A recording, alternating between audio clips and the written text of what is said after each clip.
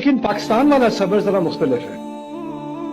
پاکستان والے صبر میں ہے غلط بات ہو رہی ہے، آپ اس کو خاموشی سے برداشت کر رہے ہو، پھر آپ کسی سے جا کے کہتے ہو کہ یہ غلط بات ہو رہی ہے، میں کیا کروں؟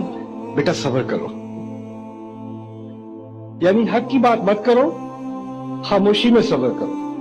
قرآن جو واضح الفاظ میں کہہ رہا ہے، یہاں بچے بچے کو یاد ہے، بڑوں کو یاد ہے، چھوٹوں کو یاد ہے، وَتَوَاصَوْا بِالْحَقِّ وَتَوَاصَوْا بِالصَّبْرِ، سب کو یاد ہے. لیکن ہم نے جو صبر بنایا نا وہ ہے إِلَّا الَّذِينَ آمَنُوا وَعَمِلُوا الصَّالِحَاتِ وَتَوَاصَوْا بِالصَّبْرِ.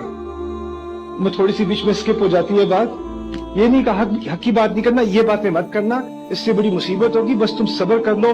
ہم نے بھی صبر کیا تھا، تم بھی صبر کرو، اللہ تعالیٰ تبدیلی لائے گا. اللہ تعالیٰ نے جو تبدیلی لانے والا نظام بنایا نا اپنا، وہ یہ ہے کہ پہلے حق کے لیے انسان کھڑا ہوتا ہے، پھر اللہ کی مدد آتی ہے، اور اس کی مدد کے آنے تک آپ نے حق کی بات کرتے رہنے اور حق کے ساتھ کھڑے ہوتے رہنا ہے. پھر آخر میں جب اللہ دیکھے گا کہ آپ اس کی مدد کے مستحق ہو، پھر مدد آتی ہے. لیکن ہوا ہماری سوسائٹی میں یہ ہے، بہت ساری جگہوں پہ، یہ صرف حکومت کی بات نہیں ہے، یہ صرف اداروں کی بات نہیں ہے، بزنسز کی بات نہیں ہے، ہمارے گھروں میں بھی یہ بات ہو رہی ہے کہ ہم حق کی بات کرنے سے ڈرتے ہیں.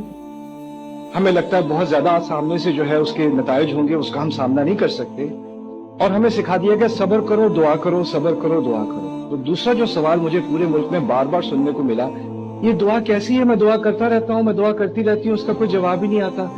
اور یہ میں بھی سوچتا رہا، یہ دعا کا مسئلہ اور کسی ملک میں جا کے گیا ہوں، میں نے کتنے ہزاروں لوگوں سے بات کی ہے، کسی کو دعا کا ایسا مسئلہ ہو نہیں رہا جیسا پاکستانیوں کو ہو رہا ہے. تو یہاں دعا کی خاص کیا، اس کا اثر یہاں خاص کیوں نہیں ہے؟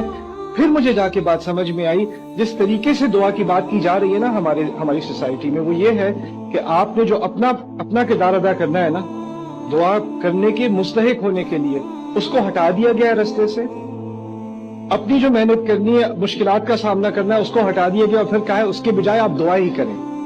یعنی جس چیز کو اللہ تعالیٰ نے آپ کو صلاحیت دی تھی بدلنے کی، اس صلاحیت کا تو آپ انکار کر دو. میں تو کچھ کر ہی نہیں سکتا، میں تو کچھ کر ہی نہیں سکتی، یہ تو ایسے ہیں ویسے، ان کو اللہ ہی بدلے گا، ان سے تو اللہ ہی نمٹے گا. ان سے نمٹنے کے لیے اللہ تعالیٰ نے آپ کو بنایا.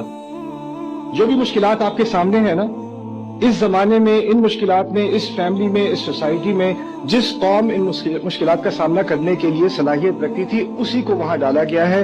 لا یکلف اللہ نفسا الا وسعها. اللہ کبھی کسی انسان پر ایسی تکلیف نہیں ڈالتا سوائے اس کے کہ اس میں اس کی وسعت ہو.